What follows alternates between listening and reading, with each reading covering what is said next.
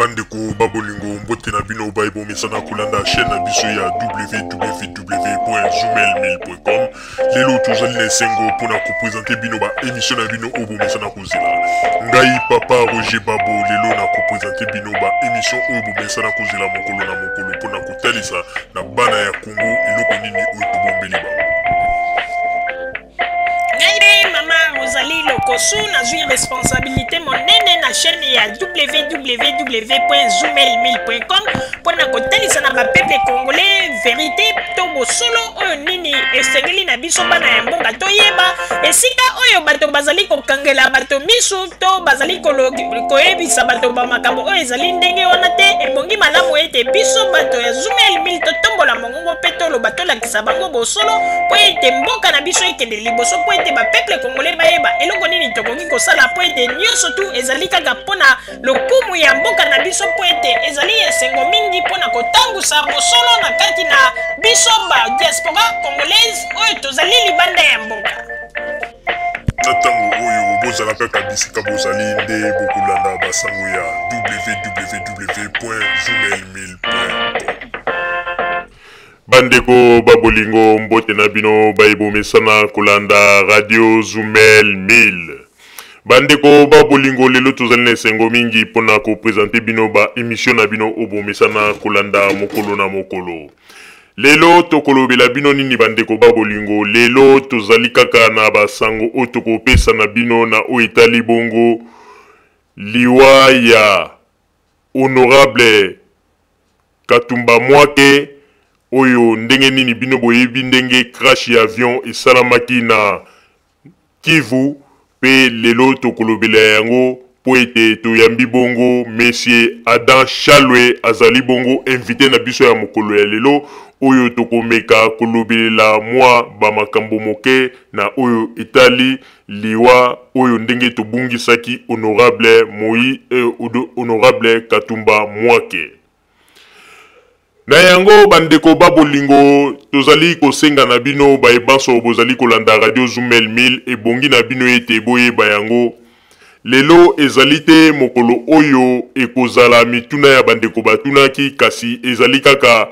invitation oyo topesaki na Monsieur Adam Chalwe po ete akoka koleka na radio na biso tokoka kosolola mwa moke na likambo oyo etalaki liwa ya honorable Katumba Mwake. Kasi ya mote tokota na kati na emission na biso malamu na kozanga te tokozanga te kopesa nanu mbote na mopaya na biso oyo toyambi na studio na biso ya radio Zoomelmail na tango oyo tozali kopesa bongo mbote na Monsieur Adam Chalwe esika ozali radio Zoomelmail na equipe mobimba topesi yo bambote esika ozali Monsieur Adam Chalwe. Bonsoir auditeur nyonso ya Zoomelmail. Bonsoir papa Roger, bonsoir maman Rosalie, bonsoir na équipe technique nyonso ya Zoomelmail. Merci mingi Monsieur Adam Chalwe pona ko répondre na invitation na biso pe na tango oyo tozali na esengo mingi pona koyamba yo na kati na studio na biso ya radio Zoomelmail. Kasi lelo ezali mokolo oyo tokotuna yo bamituna misato pamba pona na likambo oyo etalaki liwa ya Monsieur honorable Katumba Mwake ndenge asilaki kotika biso pe a son âme. Lelo ezali mokolo oyo tokotuna yo kaka mituna misato pe na sima na yango tokopesa yo 20 minutes oyo okomeka ko développer mwa histoire ya honorable Katumba Mwake oyo asilaki kotika biso pe komeka kotalisa na bato kibomoto na ye na baye oyo bayebaki ye bien te bakoka ko comprendre mwa histoire na ye moke à travers yo Monsieur Adam Chalwe pona bakoka kozwa mwa idée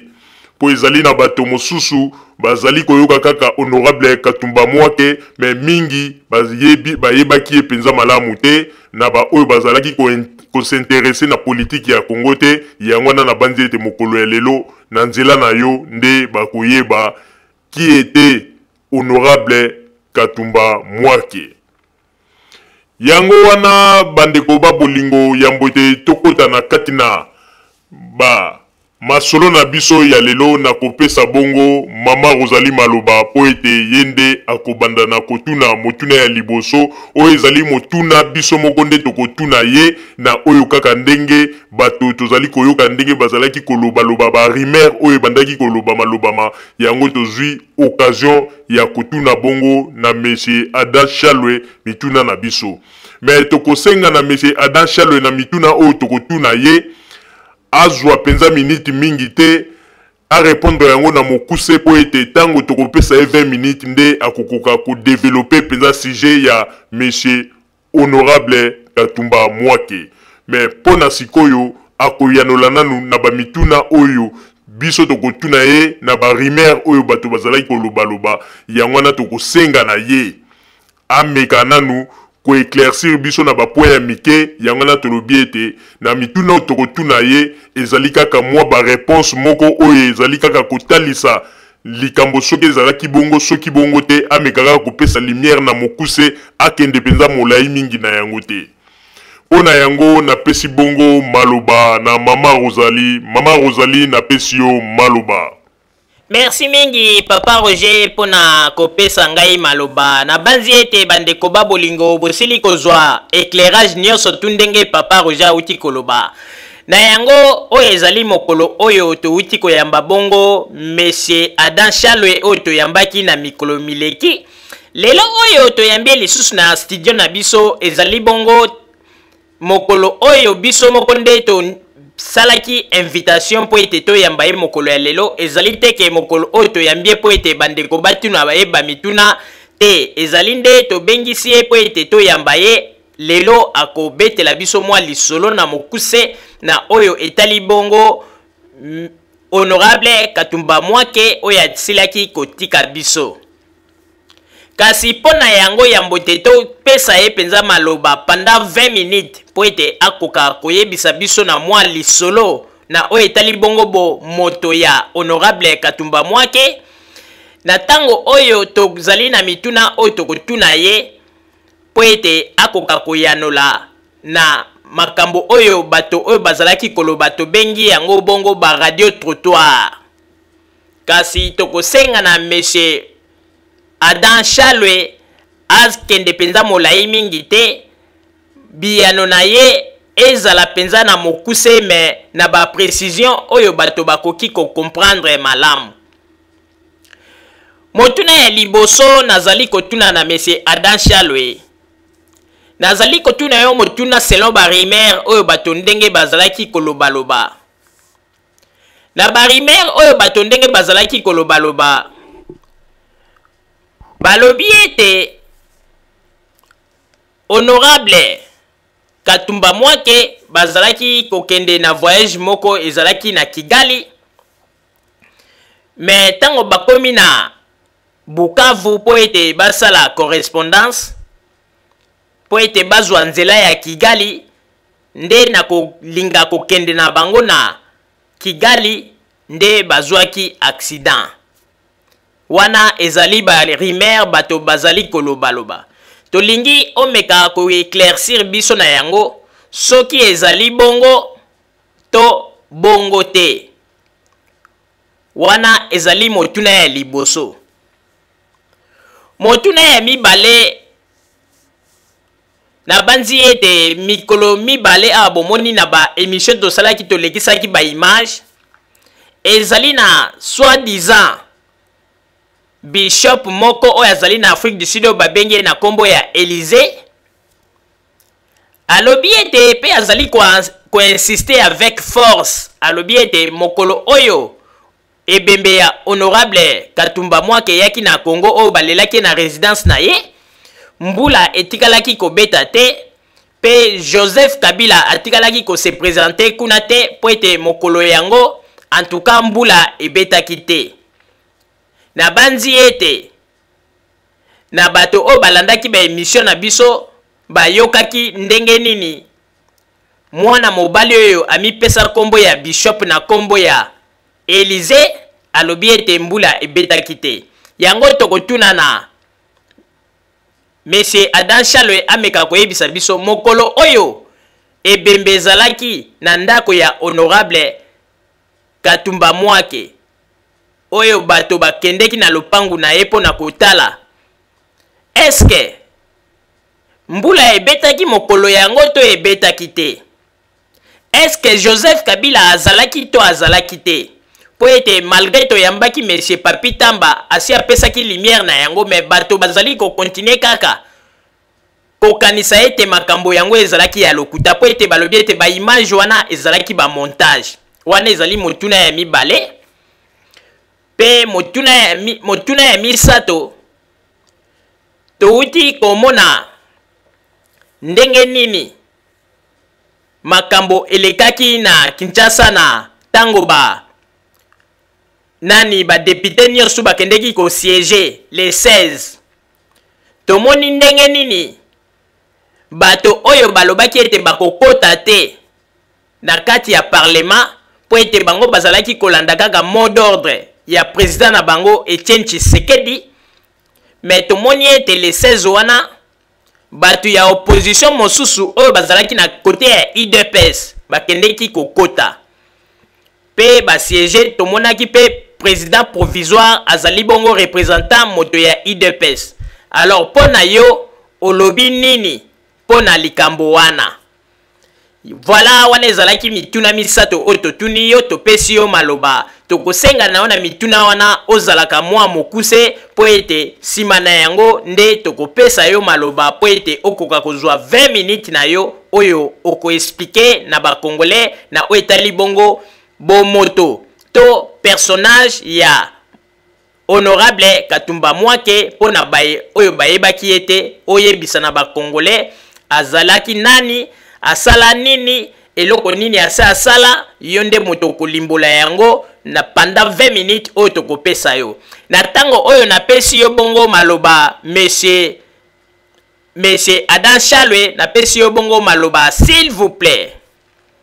Oui, donc très rapidement, très concrètement, concernant premier voyage Nabino, concernant première question Nabino, ils ont concernant voyage naé, nature ya voyage naé. Nani d'emblée koyebisa ba auditeur bazo na biso honorable le feu Katumba Mwake Augustin azaki vol naé na 11h na aéroport international Njili bato basana bandeko basara na RVA bakoki ko vérifier information wana akendaki na voyage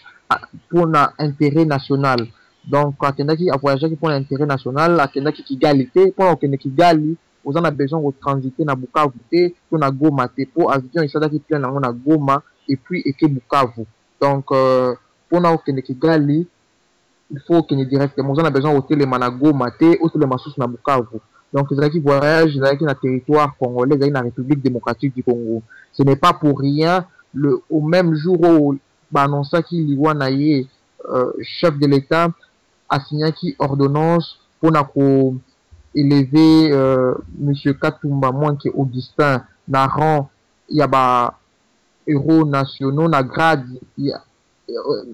ya grand cordon. C'est pour dire que ezaki mission pour na intérêt la République démocratique du Congo, parce que monsieur Katumba Mwake c'est un fin négociateur, c'est quelqu'un ceux qui a qui qu'on négocie makambo ou ne se négocie dans la plupart des cas ici mbaka. Donc les voyage au Italie Congo mais par contre qu'on dévoiler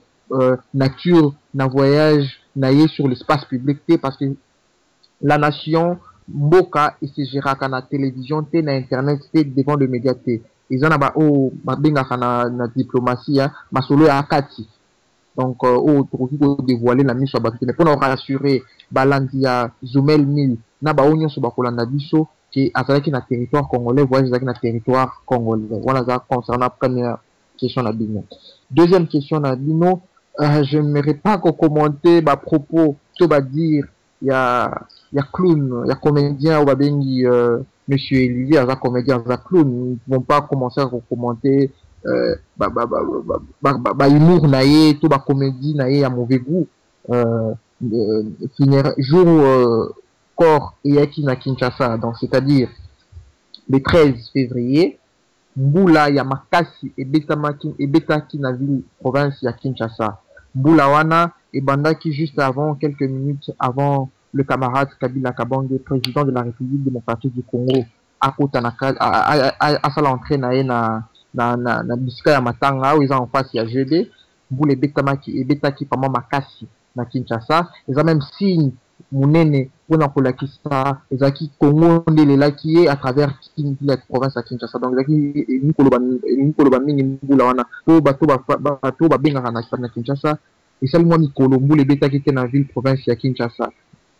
Donc ezalaki kaka jour oyo papa honorable Augustin Katou Mbamwanke akufaki po ilele donc Mbule Betaki et même bato balandaki live na RTNC soki baza na mémoire ya malamu bakomona même air corps ekomaki na palais du peuple air cortège ezokota na palais du peuple akomona ki bato bazalaki ya kopola na Mbule bandaki kobeta ti libanda ti ba air wana corps ekomaki na palais du peuple. Donc Mbule Betaki donc tout ka verser sur la question essentielle. Il y a aussi de ceux-là qui ont parlé de montage. Je ne vois pas pour quel intérêt bakosa la montage na événement ezaki public oyo bato belé bazaki wana bakosa sur présence ya autorité monene ya République démocratique du Congo et même pour na couper court na ba rumeur wana ceux qui ndeko na ye ya famille ya libota moko bazalaki wana te banga bakosa oyo non eza Zoé eza mutakokana na été Zoé bazalaki honorable Zoé Kabila azalaki sur place na matanga maman Jeannette honorable yi bazalaki na matanga donc ezaki bien le raïs 100% sûr yé bazalaki na matanga wana azalaki wana aumelaki milité Mbule bandaki donc ezaki mbula nde esalaki neti kopanza mwa bato azongaki donc Mbule Betaki to ça ne sert à rien ya perdre temps sur wana po bato wana boyebi bakosa mingi ki Kabila kufaki azalaki na Allemagne mais bazo continuer kaka bazo kasonité qui donc bazo comprendre bango te bazo kasonité ko continuer ka kokosa alors bazo se discréditer pour rien. Donc il n'y a pas eu montage concernant obsèques ezalaki na ville province ya Kinshasa. Et troisième question très rapidement du sous vous tournez sur zaki question qui concernait rentrée parlementaire na modo ordre epesamaki na monsieur Tshisekedi oazali mokambi ya lingomba ou babengi UDPS rentrée parlementaire esalamaki président nango donc le plus doyen ya assemblée nationale isa honorable Timothée Oya ya UDPS une personne comme bureau provisoire jour wana il y avait peu de batu à opposition bazalaki mais la deuxième séance où Salamaki lobby n'a pour rassurer auditeur nyonso ya Zumel 1000 que opposition dans son ensemble ezalaki na plénière c'est-à-dire Franck Diongo Mwanda Semi tout ça ezalaki tout simplement pour na ko rappeler sous na bato na biso bato ya diaspora ezalaki batu kaka ba utilisaki kombo ya monsieur Tshisekedi pour se faire élire parce que vous bateau balanda rapport politique ceux qui osent ko défendre candidat à opposition ou ko ça na ba compte militaire à rendre na population donc pour la simplicité que belé ba Roger Lumbala Martin Fayulu ou Mwanda Semi tout ça l'attaque comme il IDPS tout simplement bazala élu objectif na bango ils atteint baza élu et je vous assure que Bakolanda Sousuyete, pas plus tard qu'il y a 3 jours ou 4 jours, monsieur Roger Lumbala a annoncé publiquement, annonce publique, déclaration publique que monsieur Tshisekedi a échoué, plan a échoué, c'est-à-dire biloko nyonso abandaki kosala, o nyonso ba date nyonso ba pesaki, ba bandaki na plan A, plan B, ti ba komi na plan Y, na ebite soki si ba komaki na Z, ata moko etikali kosala maté. Balobaki ville morte etikala kosala maté na ville province ya Kinshasa to na République démocratique du Congo mobimba balobaki férié soki marche pour na ba chrétien ainsi de suite comment qui peut marche pour na opposition marche yango to moni soki zaka na 200 personnes et même église catholique comme institution et bangaki tout kokotisa autorisation na kombo na bango église comme église catholique bazaki même obligé ko fabriquer moi association moko boye oyo ezalaka te ezalaka na adresse te ezalaka na numéro ya telefone te yango wana ville province ya Kinshasa oyo ekambami na ndeko camarade Kimbuta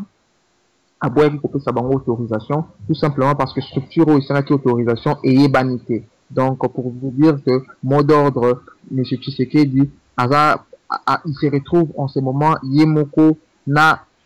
atikali kaka na mwana na ye, et même ceux qui mwana na ye azo soutenir ye, c'est parce que tout simplement azali libanda eloko bato yebate, c'est parce que aza mwana Bruxelles aza mwana Belgique afanda na Belgique na ministre aza na Belgique, donc c'est tout à fait normal, il faut alobaki azolanda papa na ye. Mais je vous assure jour akokende na Congo bokomonaka kochanger na ye de côté ndenge déjà kutu moto babotama na ye ndeko na ya mwasi asidentifiaki na baparlementaire mosusu ya UDPS basidentifiaki bazwaki babengi prêt à logement na fait ya transport wana nazo ko rassurer nazo ko confirmer na ba auditeur ya Zumel 1000 papa Roger maman Rosalie l'union soké batouchaki même et si batoucher salaire c'est mais ils aura fait frais installation hein parce que ça va parlementaire ba frais transport pour que na musala na bango pour ba fanda pour va supposer transcription na bango en entendant nous va toucher salaire na bango tu vas ça va avance mon boy bango tout va toucher même ba élu et IDPS va toucher mon wana. Donc pour vous dire que bazo distraire population diaspora ba bo fongola ni sou bo la na bango société, donc bo s'organiser bo ça la corporation bo ça la revendication na bino bo ça dans quelle mesure beaucoup ko apporter un plus la reconstruction ya mboka na biso une république démocratique du Congo pour lobby to comme RDC lo kwa makasi ndenge jibimpia na ayemba.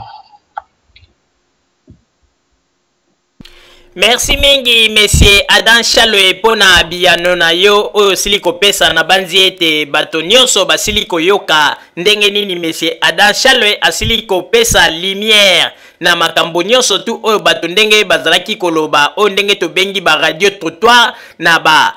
message nyonso tu bapesaka na bato oyo ndenge ezali ba makambo oyo tokoki koloba ete ba rumeur ya banzela ya balabala oyo bato bamesana kolobaloba lelo bino moko boyoki monsieur Adam Chalwe asili kopesa mwa éclairage na makambo nyonso tu oyo biso tosili kotuna ye na oyo biso tobengaka yango ba rumeur de la rue.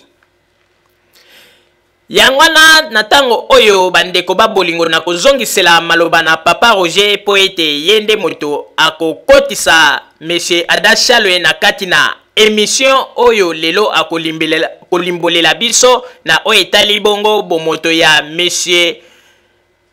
Moïse Katumbi oyo azalaki bongo honorable oyo asilaki kotika biso yango na tango oyo na pesi bongo maloba na papa Roger po ete akoka kokota na kati na masolo ya lelo. Papa Roger na pesi yo maloba. Merci mingi mama Rosalie pona kozongisela ngai maloba na oyo nyonso osili koloba na tango oyo nakanisi ete tokomi na moma malamu oyo ezali moma oyo na bakongole nyonso tu bakoyoka mwa limbola oyo monsieur Adam Chalwe akoloba na oyo etali bongo bomoto ya honorable Katumba Mwake. Na banzi ete bandeko babolingo lelo ezali mokolo oyo tolingi ete moto nyonso afungola matoi ameka koyoka mwa histoire moke ya honorable Katumba Mwake oyo asilaki kotika biso pe à son âme na nzela ya monsieur Adam Chalwe akoyebisa biso honorable Katumba Mwake azalaka nani, honorable Katumba Mwake asalaka nini, pe honorable Katumba Mwake eloko nini oyo ye akendeki kosala na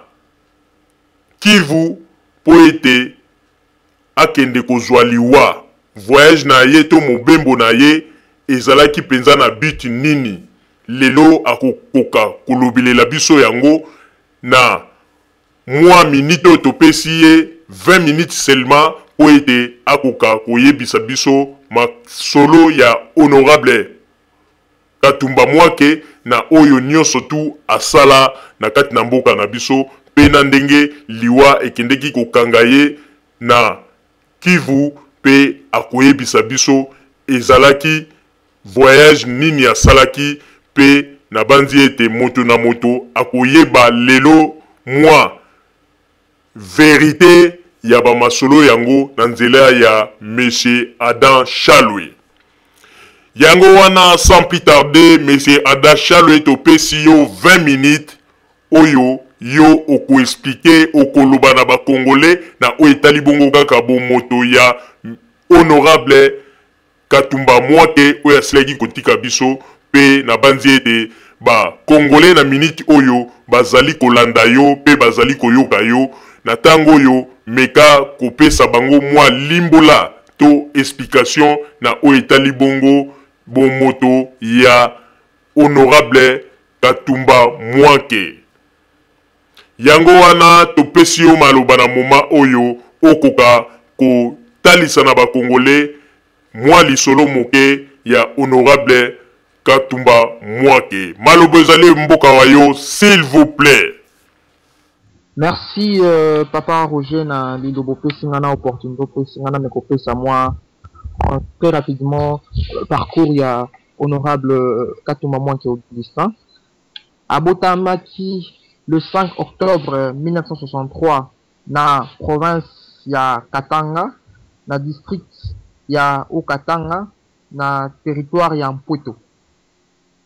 P à Poufi na le 18 février 2012 na province ya Sud Kivu na ville ya Bukavu. Plus pona nazonga na parcours na ye atangi kelas na ye na université ya Kinshasa, asisi kelas na ye na province ya Kinshasa dans la capitale ya République démocratique du Congo na polytechnique, donc azalaki ingénieur civil. Peu Augustin Katumba Mwake bayebi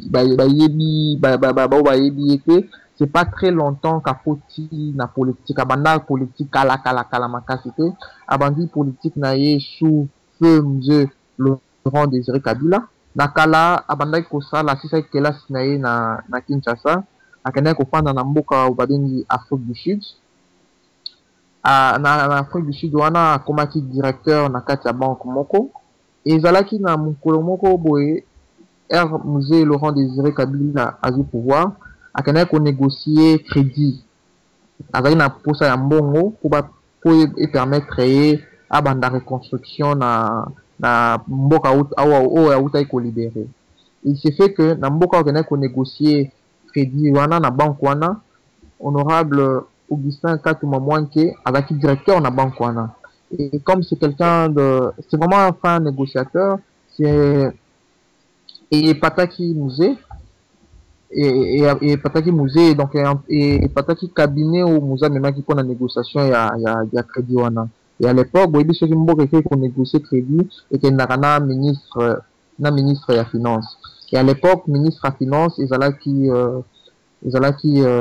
son excellence camarade Mawampanga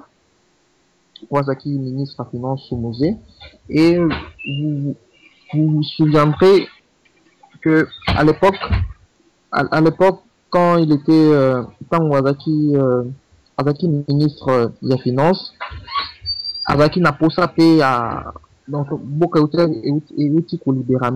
donc Wazaki n'a pas sa expertise à Congolais à faire les bandes. Et à cela qui proposition et pas un décollabiso honorable Katumba Mwake pour ayako rejoindre cabinet naï. Et boyebi très bien qui cabinet conseiller na ministère sur ça conseiller na ministère na Congo na oza la directeur na banque na Afrique du Sud pour ndima otika ki directeur na banque ya Afrique du Sud il faut ça la pena nationaliste il faut na Congo il faut za moto ya vision donc il faut za moto za humble on ndimi komiki ça. Parce que ce que vous avez dit, je ne pense pas au côté qu'on dit ma fonction de directeur n'a pas avantage où ils ont pour que nous ayons conseiller, un simple conseiller, donc je ne dis pas qu'à dire câble, non, conseiller. Écoutez-moi s'il vous plaît, conseiller. Et l'humilité naïe en démat qui fonctionne, à qui avantage en les parenthèses pour nous la bande qu'on a besoin dans la diaspora. Ou bazaba responsable, ou bazaba médecin, et ceux qui effectivement bolinimbo canabino beaucoup réfléchir plus sur l'avantage que vous en avez dans vous allez en Belgique, en France, aux États-Unis, en Afrique du Sud, dans les pays émergents, dans les pays développés. Pour nous faire ça en Congo, il faut beaucoup ça dans le bloc. C'est-à-dire amour, passion, il y a la République démocratique du Congo, honorable Katumba Mwantagati Namo. Donc, à titre d'avantage, quoi que nous dit, ma salaire, il y a environ, ce qui est délai, c'est environ $1000. Et vous voyez très bien que le directeur dans la banque, l'Afrique du Sud a touché à plus, très loin de $1000. Et on dit qu'il faut ça là. Et il y a un cabinet, un ministre, comme c'est vraiment un travailleur, un bosseur. Il y a un mot qui a maloba, ma solo milité, c'est vraiment un bosseur. Il y a ça, il s'est distingué par ça là. Et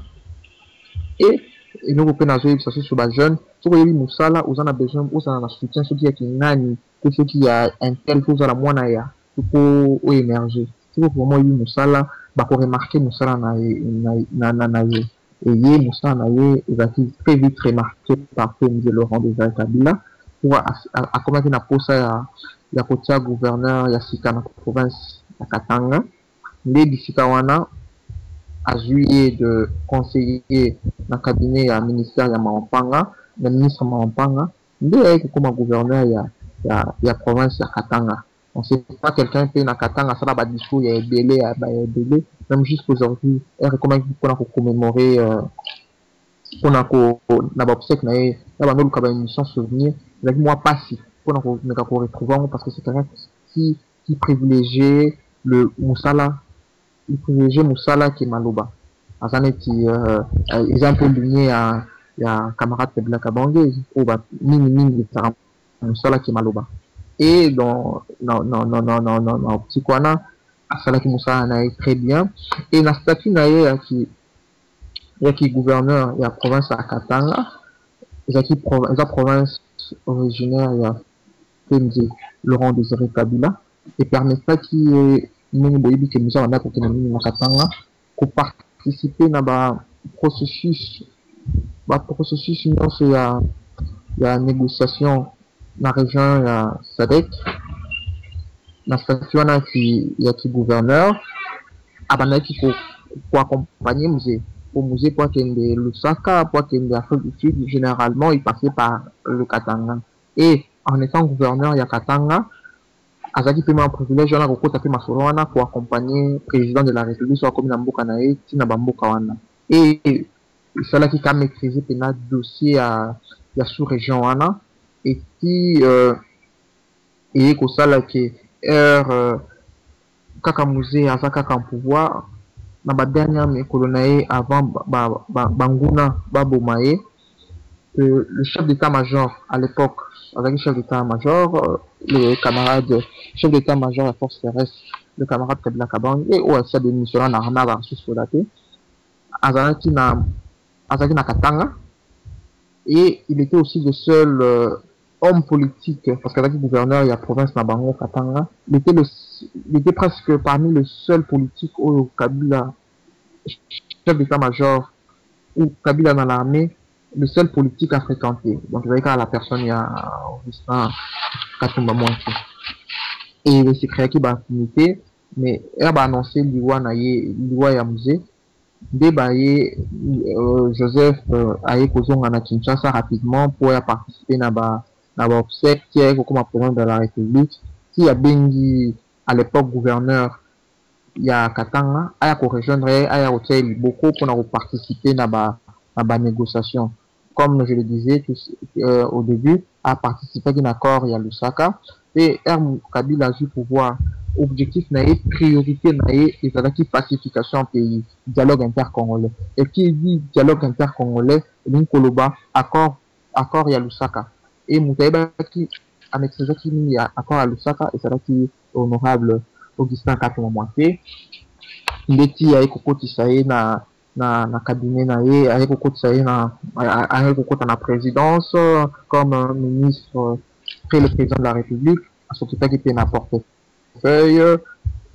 Il a participé à Kobanda, travaux préparatoires, il y a Gaberone. Il y a une institutionnalisation, il y a 1+4, donc qui dit institutionnalisation 1+4, il y a Addis Abeba, Santiti 1, Pretoria, Santiti 2. Donc il a participé à toutes ces négociations avec succès et pacifier qui mboka ya République démocratique du Congo. Si recommande la période où il y a un rapport, il y a Nations Unies, basanga qui est dans le rapport wana et après ma qui m'a monté, elle n'a dit pour occuper responsabilité officielle dans le gouvernement, il y a camarade Joseph Kabila Kabange à un peu à comment qui siko dans à comment qui un peu monté à ombre si donc c'est-à-dire à comment qui monté à l'ombre mais comme je le disais tout à l'heure il était le seul presque le seul parmi les troupes politiques que Kabila Kabange Joseph a fréquenté pendant qu'il est chef d'état-major naé donc c'est-à-dire c'est eza mutu oyo Kabila yeba qui vrai face naé parce que vous voyez le papa Roger le maman Rosalie le beaucoup fréquenté mutu ce qui mutu yebi que papa Roger aza directeur to aza numéro 1 ya Zumel 1000 akokoma na moi ba hypocrisie moko na relation moko boye mais ceux qui fréquentera mutu moko boye avant comme directeur to numéro 1 ya Zumel 1000 vous ba vrai facette naé vous ba vrai personnalité naé vous ba point fort naé to vous en a confiance à mutu wana ko mutu wana yeba ki avant comme na ba qualité to na ba fonction to na statut na yo et ye azaki mutu Kabila yeba ki ba yebanaki avant ba comme na ba statut qui président de la République donc c'est-à-dire moi confiance directe izalaki et yango na zaki tena koma ki tena et puis ce qui est force à commander qui a un peu pilier la famille politique na biso mais cela ne l'empêche pas ne l'a pas empêché en étant pilier à la famille politique na biso à comment qui secrétaire général il y a Alliance pour la majorité présidentielle tellement que un peu attaque belé les cas qui a démissionné qui na poste il y a secrétaire général Alliance pour la majorité présidentielle AMP Nakala, article 40 de Koko Diallo. À ce moment-là, dans l'ombre, on veut travailler dans l'ombre, c'est-à-dire négocier un peu ce qu'on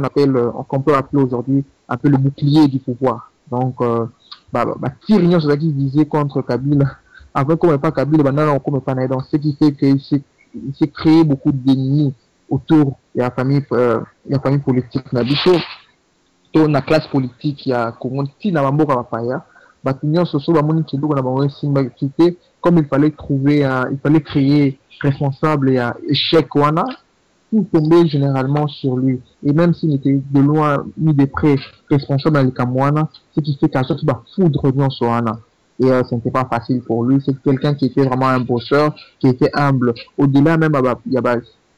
proximité avec un chef de l'État, ça ne l'empêche pas. Donc c'est quelqu'un vraiment qui avait la capacité à c'était vraiment un homme politique un peu anglophone, un peu européen. Avec un homme politique congolais, homme politique au Congo, sur moi titre à Mouké, a commis protocole, il faut remplir ma fiche. Lui, ce n'était pas tout ça. Quand il fallait que Ayambayo fouiller yoté aussi la téléphone na qualité donc c'est quelqu'un vraiment qui était vraiment homme à proximité et très simple toujours très simple oye bakizaye il faut la wana honorable Augustin Katumama donc c'est quelqu'un vraiment très simple qui était vraiment humble qui avait un amour qui avait une passion de la République démocratique du Congo donc on les a acquis vraiment c'est vraiment une perte pour la famille politique une abisso famille politique et parti du peuple pour la reconstruction de la démocratie pour Naka qui a PPRD ni c'était lui un peu notre responsable direct surtout sur un étranger parce que c'était lui le responsable de la relation extérieure c'était lui qui nous gérait c'était les ministres des affaires étrangères il y a parti donc c'était le secrétaire national en charge des relations extérieures et qui dit relations extérieures dit fédération il y a parti à Libanda. Donc c'était lui notre premier interlocuteur. Avant tout qu'il n'a pas à CG, le camarade Évariste Bochab. Avant tout qu'il ne pas naïf, donc il fallait tous les camarades pas naïf parce que c'était lui qui était un peu le ministre des Affaires étrangères du parti. Donc c'était lui un peu qui nous gérait et je vous assure, qui était au bénier à décrocher téléphone et à retirer de l'autre texto. Il se combien les textos à répondre, même après des jours à rappeler, à s'excuser pourquoi répondre. Donc c'était vraiment quelqu'un de humble, on a conseillé lelo jeune tenant toute classe politique va s'inspirer na humilité avec nango pour ba cause avoir responsabilité na gouvernement ya sika même na opposition que pouvoir avant aucun musique il faut vraiment aux la humble il faut à la pena il faut à la humilité il faut à l'amour il y a Congo donc c'est en quelques lignes dans mon pouce ma case on a des moi parcours à mon on a vraiment copié Sabino pour na honorable Augustin Katumba Moitié Oazaki élevé depuis le 14 février na grade à Grand Cordon na ordre à Baïro nationaux Kabila Lumumba donc na rectifié pe loko moko boye pour ba rumeur mo sur cela c'est que honorable Augustin Katumba comme héros national non pas du tout il n'est pas héros national a élevé dans ordre donc c'est-à-dire na mulongo na ya ba héros nationaux Kabila Lumumba na grade ya Grand Cordon aza mutali bosote aza titre wana ministre ancien premier ministre Nabiso Kizenga Antoine il passe un titre wana à Grand Cordon donc il est évasion à titre posthume parce que c'est quelqu'un qui n'est pas de titre c'était quelqu'un Atambolarana cortège mais c'était quelqu'un d'influent quelqu'un que le chef écoutait c'était un peu un héros dans l'ombre et à pouvoir selon beaucoup de choses même si l'équipe en a été accoyée parce que c'est quelqu'un à qui le chef de l'État avait vraiment confiance et là si vous me le permettez en une minute à Koufi na territoire il y a République démocratique du Congo à Kendaki Kigali et même si à Kendaki Kigali ceux qui Salamati qui à Kendaki Kigali ils ont mabete République démocratique du Congo beaucoup ba bien monté pour la guerre na Rwanda c'est pour la guerre na Rwanda c'est pour preuve tous un ambassadeur na bisu à na Rwanda donc tous un conflicté si se peut que intérêt à Congo c'est que peut coopérer na Rwanda ma bezati lelo bateau va faire na mboka par exemple France ba yebi par exemple na mboka wa bengi Alsace ezaki territoire moko allemand bazwaka pena ekomaka pena Allemagne mais le loba français ba récupérer yango ekoma na France Alsace mais cela n'empêche pas le lot Angela Merkel na Sarkozy ba comme ba premier partenaire na Europe donc pour vous dire que si le lot intérêt à Congolais, intérêt à Maya Manimba, et c'est tout signé moi protocole d'accord, tout contrat Mokona Rwanda, pour protocole on a il faut apporter un plus na quotidien. Il y a maman Oyo, Azana Bassan Koussou, tu ne vois pas le mal, mais il fait un bongoté à Koufi na voyage na République démocratique du Congo, na Bukavu, ils ont fait attentat pour battre le coup, puis côté na makad na 4 choses attentat pas du tout. Aux Rockets pas du tout parce que Rockets n'a évité ceux qui yebi un peu Rockets et Nicolas Bani ceux qui Rockets c'est bêti na avion boli conséquences ni ko ça na avion pe na ndenge carburant et uta ko ça la plein na mboka wa bengi na Goma uta ko ça la plein na Goma ceux qui ba bêti Rockets avion il fallait exploser et rattaquer tout simplement atterrissage comme aéroport ils ont permis na ravin et puis na ravin avion et CCND pilote au banek au kumba yango tika bisope na honorable baza en bonne santé le gouverneur Marcelin l'ambassadeur général Gunda bango nyonso baza en très bonne santé baza na poursuivre na bango ceux qui peuvent critiquer pourquoi bozolo ba 5 chantier santé bobela qui peut-être 50 pourquoi bato se faire soigner en Afrique du Sud tout simplement ce sont des gens qui ont une passion pour la République démocratique du Congo ce sont des gens qui sont tellement pris qui sont tellement sollicités ceux qui basent na République démocratique du Congo ba poursuivre ba na bango ndenge sengeli milité pour ba visite ba famille ba camarades ba kolona ba ya kotala bango musala po yebi suko sana amour ya Congo oza en amour eloko kosala atozobela en tout cas okozala tenter ka kosala musala yango wana bajujaki bon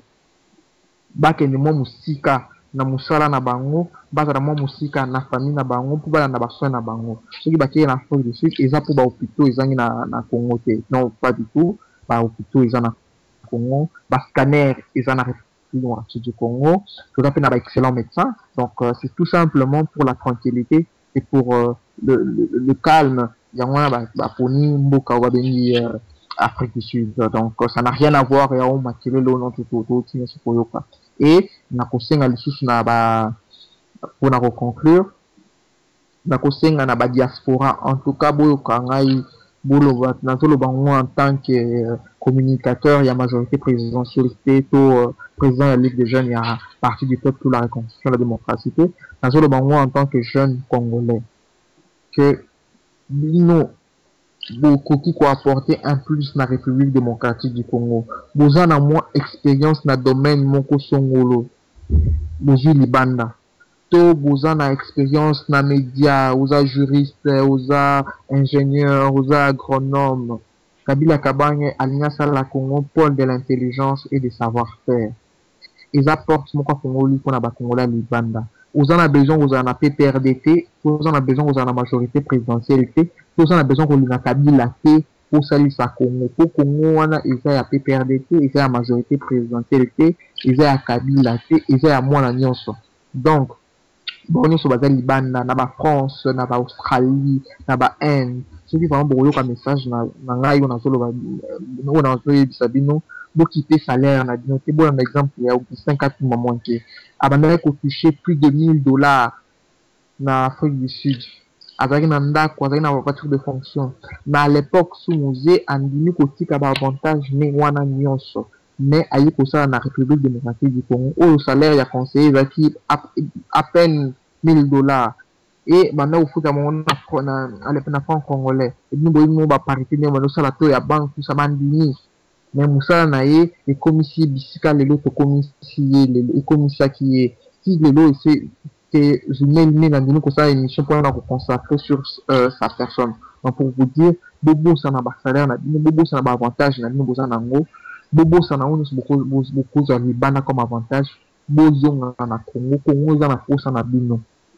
Bah oh bien sûr bah faut apporter un plus sur le monde qu'on peut apporter un plus c'est voilà ça c'est bien ça c'est pas très mal faut que tu dans Libana mais si vous en avez moins connaissance vous en avez moins expertise sur tel ou tel autre domaine tu n'as pas besoin d'un parapluie tu n'as pas besoin de ce qui est banana x et y quand tu montes banana mon côté Moussa na des commissaires bisika on a combattre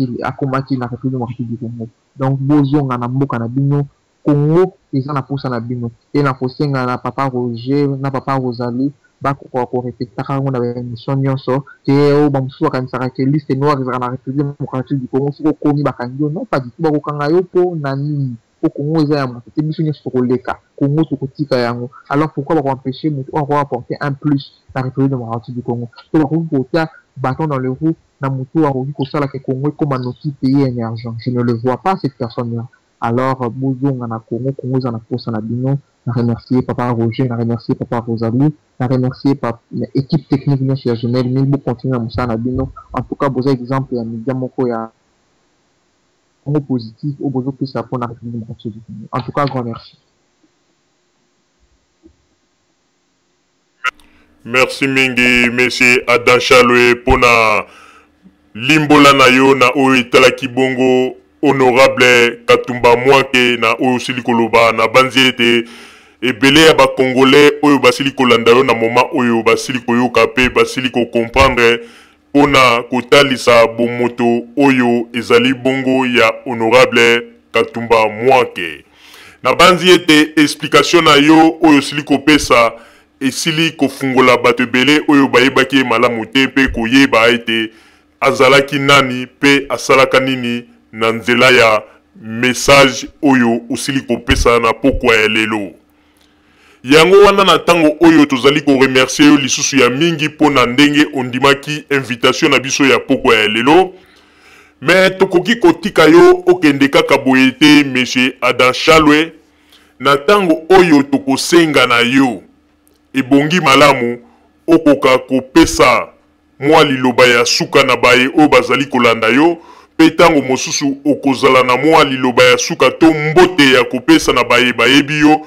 Radio Zumel 1000 to permettre yo okoka koloba liloba na yo ya suka pe okoka kopesa na mbote na baye banso oyo bayebi yo na nzela ya Radio Zumel 1000 to pesi yo bongo maloba monsieur Adam Chaloé s'il vous plaît. Merci merci Papa Roger encore une fois na invitation bopesi ngai dans Charles Molobeli à majorité présidentielle na mboka bapaya. Merci en tout cas. Na ça la sous appelle nous na ba diaspora tout petit ka ba rumeur ezo discréditer kumba na bino, ezo discréditer image na bino. Ça ne sert à rien au jour d'aujourd'hui, dans le 21e siècle, pour s'attarder sur des détails. Le lot il faut j'habite autant et ça devenir ya Congo. Même tout ça la Congo est bon. Même tout ça la makasi pour corruption. Hein, et si la peinant totalement, corruption zéro dans la République démocratique du Congo. Ce sont des thèmes où il faut préoccuper Bisso. Pour Bisso, bateau, tout ça supposé qu'on fait dans les bandes, tout ça supposé à qu'on fait dans le système où ça là normalement. Tout ça supposé à reprendre dans la bista, je ne comprends pas tout ça dans la structure très développée. Nous laissons aller par des rumeurs, par des racontars, par des ragots, et nous laissons toujours qu'on s'est manipulé,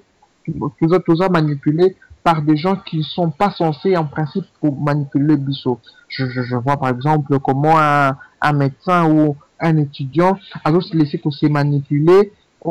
Ayebi qu'on critiquait l'information par des petits rumeurs, tout le monde a ma phrase, tout le monde a ma Facebook, na ba internet, na ba YouTube, na ba image, va poster. Donc, nous ne laissons pas manipuler. Diaspora, nous devons nous organiser. Nous devons nous organiser dans toute notre diversité. Et diversité n'a pas chaud. Il y a aussi la richesse, il y a diaspora. Il y a M. Tshisekedi, il y a sympathisants, il y a majorité présidentielle, il y a la société civile. Congo, il y a la diversité. Nous avons apporter pierre la construction et l'édifice de la République démocratique du Congo. Pour Bonissa Congo, je le répète, vous avez besoin de la majorité présidentielle. Pour le battre que non, on a la opposition. Non, opposition, ça ne t'empêche pas d'apporter une pierre pour la reconstruction à Congo. Pourquoi on a opposition? Vous allez proposer une démocratie novatrice, et apporter changement, et apporter amélioration à la République démocratique du Congo. Donc, mettons-nous au travail. Organisons-nous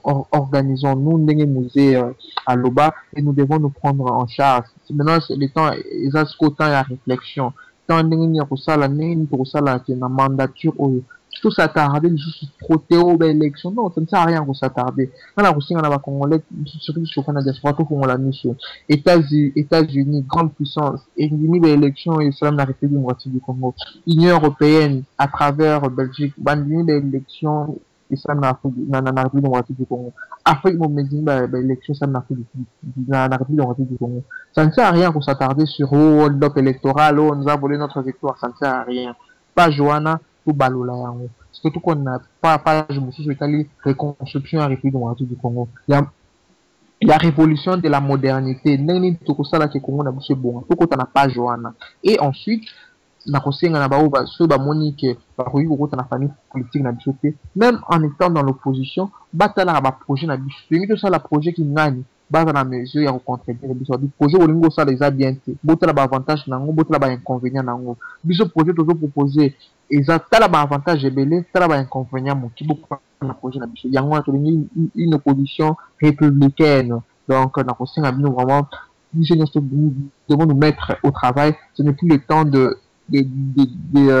y a des discours, il y a démagogie, qu'il y a qu'on monte la population contre les uns et les autres. C'est le temps vraiment de l'action. Donc, c'est vraiment l'habitude sur la diaspora pour commencer tant qu'il y a action, tant qu'il y a moussala. Le temps déjà mingi, tout ça, il va marcher belé, qu'il y a mingi, dans la campagne, tout ça, ici, les campagnes, c'est pas toute la vie. Campagne, c'est pas pour rien, la campagne un mois. Pour ceux qui vont vivre dans la campagne, dans la marche, pour que vous venez les sauter. Si vous avez un attaque au cours, ça rabat tout, il y a un danger à l'équitel. Quoi apportera pour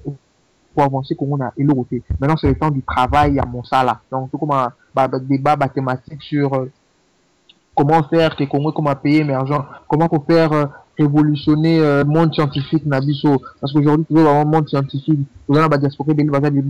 quelles sont leurs inventions, qu'est-ce qu'ils apportent dans la communauté scientifique et comment est-ce que Congo peut bénéficier d'un université Nabiso, comme un jumelage dans l'université c'est ça au fait il faut de la préoccupation Nabiso. Il y a vraiment radio jumelle mais il faut vraiment insister à mine et la remercier soutenir famille politique na biso na ba o bazo soutenir ngai na Londres bazo ebele na Afrique mobimba bazo ebele donc liste eza pena mulai donc na ko remercier bango nyonso et je m'en voudrais ceux qui n'a ici émission ça n'a coupé ça sans couper sa coup de chapeau na honorable Francis Kalombo Aza Mutumoko on a beaucoup travaillé avec lui il m'a beaucoup appris à pour sa politique donc on a coupé ça vraiment on a remercié Nandeko Papita Mana Moussa Nyos Balosala na pour qu'on informer la diaspora tout ça mais si quoi comme moment tango il y a ba choc d'idées tout ça là ba débat d'idées tout qui ba débat y a ba personne au Kabila tu sais que non ça ne sert à rien tout que n'est plus révolution de la modernité à Kabila dans les peuples d'abord il y a Tshisekedi tout décortiquer programme on a les peuples d'abord il y a Tshisekedi Lobini quelles sont l'ossature il y a le peuple d'abord il y a Tshisekedi biso peut battre la révolution de la modernité que le but c'est essayer de battre cet engagement là biso non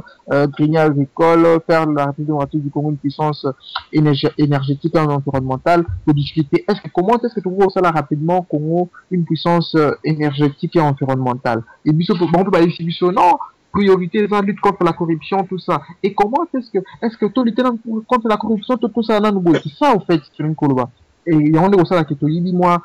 idée à IDPS tu tiens na kati ya programme à gouvernement comme pays IDPS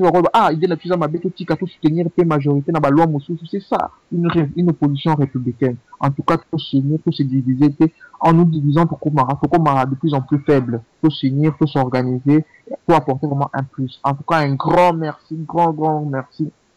na papa Roger na papa Rosalie na honneur wa pesinga ya ko participer na émission na bango émission na bango tout ça là tellement c'est la convoité c'est que j'ai invitation na bango faut sauter là inviter à monter sauter donc en tout cas je vous remercie na privilège au pesinga en tout cas je vous en serai très reconnaissant en tout cas grand merci na équipe technique nyonso ya Zumel Mills vous faites un excellent boulot et en aussi na pena bateau ça ne sert à rien pour le bac non je me le ça bien pour soutenir bango na soutenir na bango na ba idée matériellement tout ce qui fait son sous il faut soutenir ba ça vraiment musala mongo ya éveil ya ils a musala mongo pena ya éveil ils font la ba mingi ils a ba tin so commenter raté donc so ba mona kaka me ba teyami pour émission na sala qui non ba appel mingi après une émission j'ai reçu énormément d'appels et ba ko benga ngai na 0032 497 23 0006. En tout cas, bon, ça la suggestion. C'est avec des débats, c'est avec des discussions. Il y a on est pour à Mboka, la Bisso République démocratique du Congo. En tout cas, un grand merci, papa Roger, maman Rosalie, l'équipe technique nationale. Merci mingi bandeko babolingo o basilaki kolanda o bosilaki kolanda biso na pokwa ya lelo pona émission o tosilaki kosala mokolo ya lelo na monsieur Ada Chalwe na banzi ete moto na moto asili kozwa par na ye na oyo esili kolobama na esika oyo pe to remercier bongo monsieur Ada Chalwe pona ndenge osilaki kondima invitation na biso ya pokwa ya lelo na banzi ete bandeko babolingo lelo ezalaki mokolo monene oyo bouti kolanda oyo nyosu esili kolobama na studio na biso ya Radio Zumel Mill tokosenga na bino bozala kaka bisika bozali na sima ya bangonga ndeko tokotalisa bino basango oyo tobombelaki bino ya Radio Zumel Mill. Merci. Bandeko babolingo na bandi bouti kolanda émission na biso oyo tosilaki kolikisa yango po ete boyeba basango nini oyo bino bobande kozela na bandi ete moto na moto asili kotire leson na ye na oyo esili kolobama na esika oyo yango ete tosengi na bino ete boboto ezala na bino na bafamille esika bozwani na bandi ete mbala ya nsima biso boto ya Zumel Mill tokozanga te mpona kopesa bino lisusu basango oyo esengeli mpona bino tosiki wana mpona lelo merci mingi www.zumelmill.com ezali wana mpona bino na bandi ete bokozala dessus te nsima ya bangonga nde boyebi nini oyo tobomeli bino merci.